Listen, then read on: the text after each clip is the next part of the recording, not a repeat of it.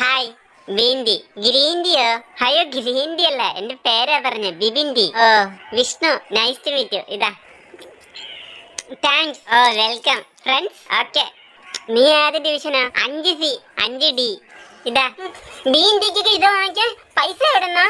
ആഴ്ചയിൽ 5 ദിവസം ക്ലാസ് ഉള്ള നമുക്ക് 3 ദിവസം സ്റ്റാമ്പന്റെ പൈസ. അയ്യോ അമ്മേ, അച്ഛ 2 ദിവസം കൊണ്ട് ഞാൻ റീഫിൽ ഊതി വെച്ചാണ് അച്ഛ എഴുതണത്. എനിക്ക് 2 പേന വാങ്ങിക്കണം. പൈസ താ അച്ഛ, പൈസ താ അമ്മേ എന്ന് പറഞ്ഞ ആഴ്ചയിൽ 2 ദിവസം പേനേരെ പൈസ.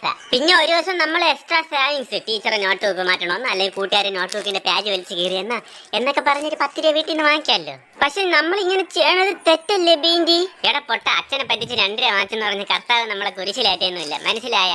ഇതൊക്കെ സ്വാഭാവികം. ഇക്കാലത്തെ പിള്ളേരൊക്കെ അച്ഛനും അമ്മയും പറ്റിച്ച് ജീവിക്കാത്ത ആരുണ്ട്? അപ്പൊ നിനക്ക് നാളെ മുതൽ ആഴ്ചയിൽ 5 ദിവസം പേനയും ബുക്കും സ്റ്റാമ്പും. ഒരു മുട്ടായി കിട്ടി.